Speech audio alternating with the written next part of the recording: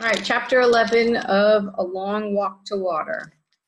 After the two men, Southern Sudan, 2008. After the two men left the village, the task of clearing more of the land between the trees began.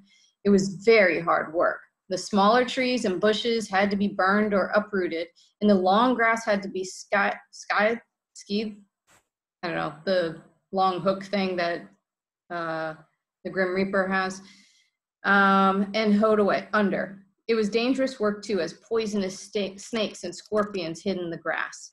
Naya was still making the 2 daily trips to the pond, and each time she returned, she could see that slowly but surely the patch of cleared earth was growing larger. The earth was dry and rock hard.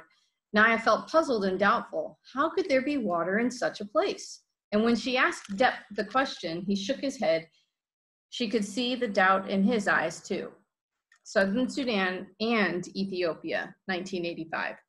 They buried Uncle in a hole about 2 feet deep, a hole that had barely been made by some kind of animal. Out of respect for him, the group walked no more that day, but took time to mourn the man who had been their leader. Salva was too numb to think, and when thoughts did come to him, they seemed silly. He was annoyed that they would not be able to eat after all. While the men had been looting the group, more birds had arrived and pecked at the roasted stork until it was nothing but bones. The time for grief was short, and the walking began again soon after dark. Despite the numbness in his heart, Salva was amazed to find himself walking faster and more boldly than he had before.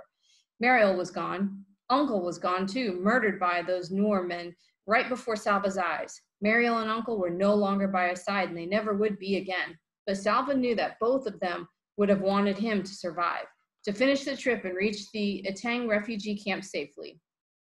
It was almost as if they had left their strength with him to help him on his journey. He could not think of any other explanation for the way he felt, but there was no doubt beneath this terrible sadness he felt stronger. Now that Salva was without Uncle's care and protection, the group's attitude towards him changed. Once again, they grumbled that he was too young and small, that he might slow them down or start crying again as he had in the desert. No one shared anything with him, neither food nor company. Uncle had always shared the animals and birds he shot with everyone in the group, but it seemed they had all forgotten that, for Salva now had to beg for scraps, which were given grudgingly.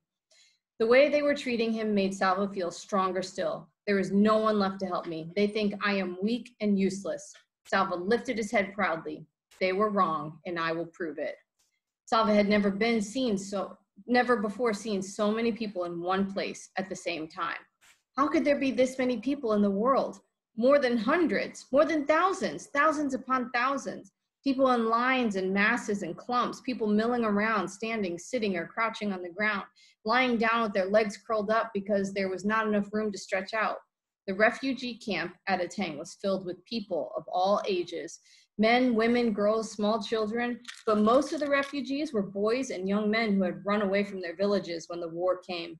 They had run because they were in double danger, for the war itself and for the armies on both sides. Young men and sometimes even boys were often forced to join the fighting, which was why their families and communities, including Salva's schoolmaster, had sent the boys running into the bush at the first sign of fighting. Children who arrived at the refugee camp without their families were grouped together. So Salva was separated at once from the people he had traveled with. Even though they had not been kind to him, at least he had known them. Now, among strangers once again, he felt uncertain, maybe even afraid. And as he walked through the camp with several other boys, Salva glanced at every face he passed. Uncle had said that no one knew where his family was for certain. So wasn't there a chance that they might be here in the camp? Salva looked around at the masses of people stretched as far as he could see, and he felt his heart sink a little, but he clenched his hands into fists and made himself a promise. If they are here, I will find them. After so many weeks of walking, Salva found it strange to be staying in one place. During that long, terrible trek, finding a safe place to stop and stay for a while had been desperately important. But now that he was at the camp, he felt restless, almost as if he should begin walking again. The camp was safe from the war. There were no men with guns or machetes, no planes with bombs overhead. And on the evening of the very first day, Salva was given a bowl of boiled maize to eat, that's corn, and another one the next morning. Already things were better here than they had been during the journey. During the afternoon of the second day, Salva picked his way slowly through the crowds, and eventually he found himself standing near the gate that was the main entrance to the camp. Watching the new arrivals enter, it did not seem as if the camp could possibly hold any more, but still they kept coming, long lines of people, some emaciated, like really, really skinny, some hurt or sick, all exhausted. And as Salva scanned the faces, a flash of orange caught his eye. Orange, an orange headscarf. He began pushing and stumbling past people. Someone spoke to him angrily, but he did not stop to excuse himself. He could still see the vivid spot of orange. Yes, it was a headscarf. The woman's back was to him, but she was tall, like his mother. He had to catch up. There were too many people in the way. A half sob broke free from Salva's lips. He mustn't lose track of her.